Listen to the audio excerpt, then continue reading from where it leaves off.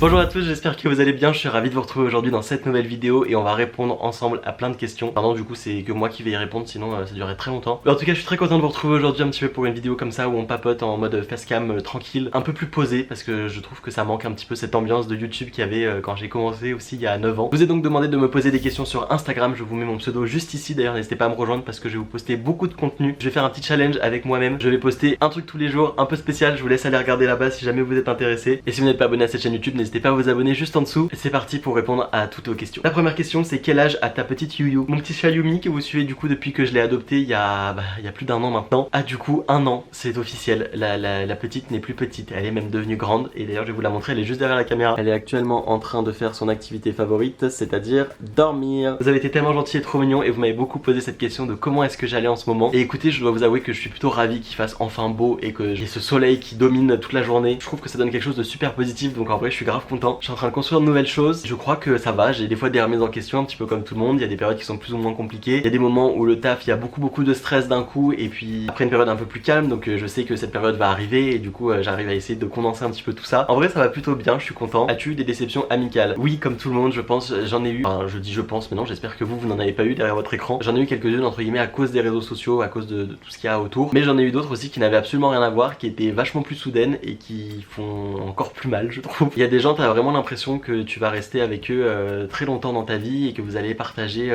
voilà, beaucoup de choses, à continuer à aller boire des verres tout le temps, vous raconter vos petites vies et voilà, avoir une vraie amitié solide. Et au final tu te rends compte que pas forcément. Faut savoir aussi se remettre en question. Des fois, il y a des amitiés qui se sont peut-être arrêtées parce que moi j'ai arrêté de prendre des nouvelles ou parce que quoi que ce soit. Des fois, quand tu essaies de tout mettre en œuvre pour essayer de sauver cette amitié et te dire que voilà, t'es vrai que ça marche bien et que derrière, tu te rends compte que en fait la personne elle s'en fout un peu et que elle prend ni de nouvelles, ni elle a envie de te voir, ni elle a, enfin bref, plus envie de rien du tout.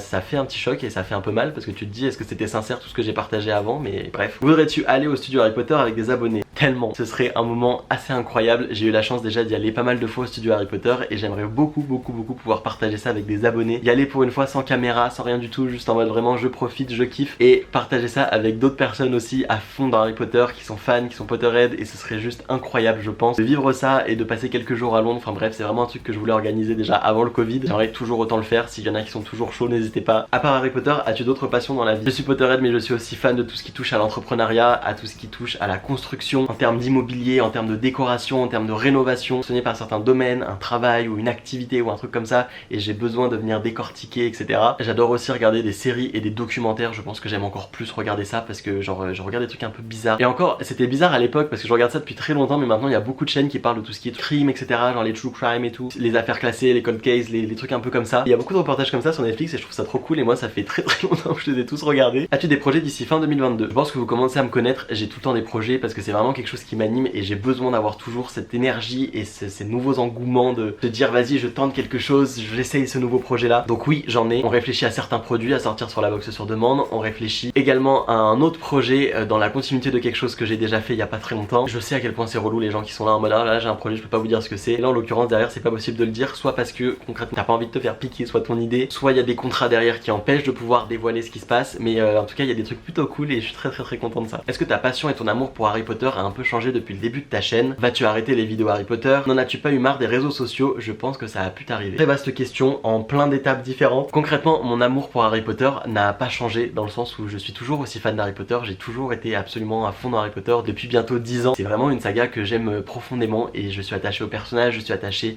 au moral, à tous les symboles qu'on a à l'intérieur, je suis vraiment attaché à cette saga et je suis pas en train de quantifier mon amour de j'aime plus, j'aime moins, j'aime plus, j'aime moins. Je suis juste fan d'Harry Potter et je me pose pas beaucoup plus de questions que ça, je dois l'avouer. Et pareil, je me dis pas genre plus fan que quelqu'un d'autre parce que je fais des vidéos sur les réseaux ou des choses comme ça. Est-ce que je vais arrêter les vidéos sur Harry Potter? Non, c'est pas prévu que j'arrête complètement les vidéos sur Harry Potter. En revanche, et je vous l'ai déjà dit dans les précédents vlogs sur ma chaîne ces derniers mois, j'ai envie de faire un contenu en plus, j'ai envie de proposer d'autres choses, j'ai envie de m'élargir à d'autres univers parce qu'en fait je me suis toujours cantonné à me dire tu ne peux faire que du Harry Potter alors que le principe des réseaux sociaux c'est de suivre quelqu'un, un contenu mais aussi d'autres choses qu'il propose et un petit peu de tout ce qui englobe et je me suis moi-même enfermé là-dedans dans le sens où voilà c'était une chaîne Harry Potter, une chaîne à fond Harry Potter mais j'ai envie d'essayer d'autres choses, de partager d'autres contenus, et ça va aussi avec mon évolution. Ça veut pas dire que je suis moins fan d'Harry Potter, mais ça veut aussi dire que ça fait 10 ans que je partage des vidéos sur Harry Potter bientôt, et sans avoir l'impression d'avoir fait complètement le tour, j'ai abordé plein de sujets, plein de thématiques. Il y a des choses sur lesquelles j'ai pas envie de revenir, il y a un type de vidéo que j'ai pas envie de faire. Ce que j'aime le plus, c'est partager autour d'Harry Potter, mais c'est surtout partager avec vous. C'est ça qui me tient le plus à cœur, c'est échanger, c'est avoir des débats, c'est parler de sorties, des Animaux Fantastiques 3, des choses comme ça. Je crois que j'ai plus envie de me poser devant une caméra et de faire des tags,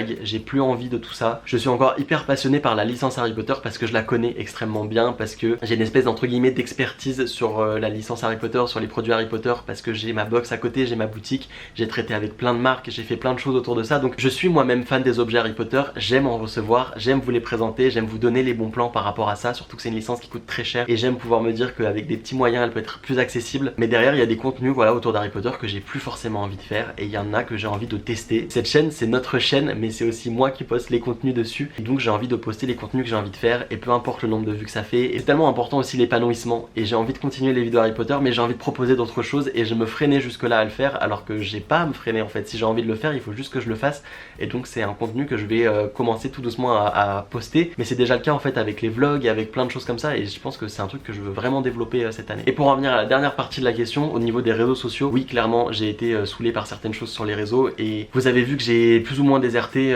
ces derniers mois, et que j'ai vachement moins posté, surtout sur Instagram, que ce soit l'algorithme ou même les abonnés, tout ça on me l'a beaucoup fait ressentir, mais parce que j'ai jamais voulu me forcer en fait, même si c'est mon travail, que ce soit YouTube, les réseaux etc, j'ai jamais voulu me forcer à créer un contenu, à faire façade ou des choses comme ça, tout simplement parce que ça me ressemble pas et que j'ai envie de partager avec honnêteté ce que je fais. Parfois je viens en story et je vous dis que ça va pas trop etc, mais j'ai plus de pudeur et j'ai beaucoup de choses que je garde, et que je sais pas, j'ai un rapport qui est un peu conflictuel aussi parfois avec les réseaux sociaux, et en même temps je les utilise depuis que j'ai 12 ans. Moi j'ai été complètement confronté à l'image que les autres avaient de moi sur les réseaux sociaux, donc c'est hyper space quand ils pensent. Alors oui, des fois les réseaux sociaux et moi c'est un petit peu conflictuel, un petit peu une espèce de dualité, mais je vais essayer de reprendre un rythme et d'avoir de nouveau voilà, quelque chose de correct à regarder, parce que c'est chiant aussi quand t'es abonné à quelqu'un et que genre il poste absolument rien. Je me fais harceler, ton livre m'a beaucoup aidé, comment est-ce que je peux réellement m'en sortir? Je suis hyper touché et j'ai beaucoup d'émotions à chaque fois que je reçois des témoignages autour du harcèlement, et je voulais vous remercier parce que si vous venez m'en parler aussi, c'est que vous avez confiance, et ça me procure beaucoup de waouh,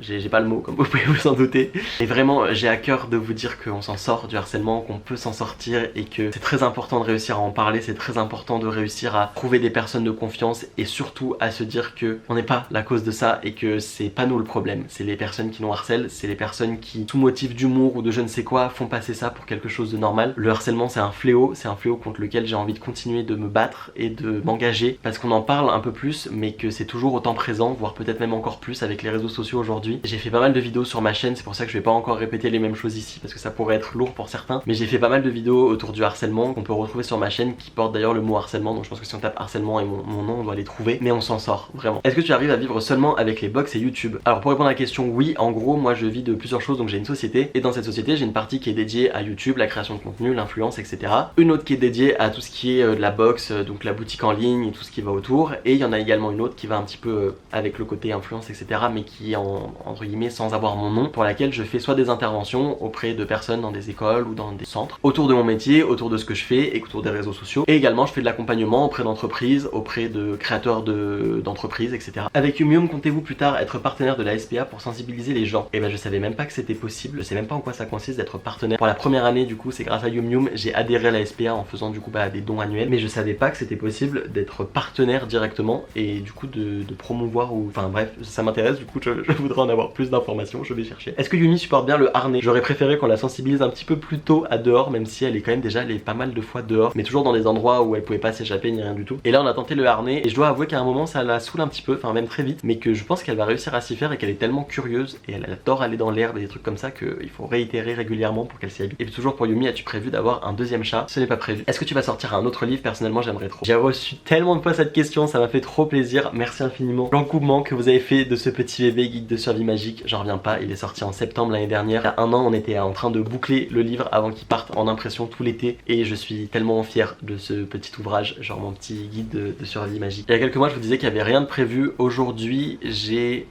plusieurs idées, plusieurs envies autour de l'édition. Vas-tu retourner à un rythme de vidéo plus conséquent? J'ai pas complètement réellement tenu ma vidéo par semaine sur YouTube et je vous avoue que je pense pas passer à plus d'une vidéo par semaine parce que clairement à une époque j'y arrivais, aujourd'hui je ne sais pas comment je pourrais faire pour m'organiser. Je vais essayer de réellement tenir un rythme d'une vidéo par semaine maintenant assez régulièrement et surtout j'aimerais réussir à être plus présent sur Instagram. Vis-tu toujours avec ta moitié? Oui. Est-ce qu'écrire ton livre t'a aidé à avancer dans la vie? Sinon j'aime beaucoup ce que tu fais. Merci beaucoup Laura, et oui, ça m'a beaucoup aidé. Ça a été une vraie thérapie pour moi d'écrire ce livre et ça a été triplement une thérapie. Il y a eu une thérapie avec l'écriture, avec le fait de vraiment sortir tout ce que j'avais sur le cœur et vraiment exposer ça, et avec beaucoup de sincérité, de bienveillance et de transmission. Derrière, il y a eu une seconde phase où j'ai lu les retours des personnes, j'ai lu beaucoup d'avis, beaucoup de mots qu'on m'envoyait et ça a été thérapeutique énormément aussi. Et la troisième phase, ça a été les dédicaces, les séances où j'ai rencontré beaucoup d'entre vous et là ça a été vraiment incroyable. Salut Ben, quelle est ta toute première baguette? C'est celle-ci qui vient des studios Harry Potter que j'ai bientôt du coup depuis 10 ans. C'est assez incroyable, genre vraiment pour moi c'est mon objet collector,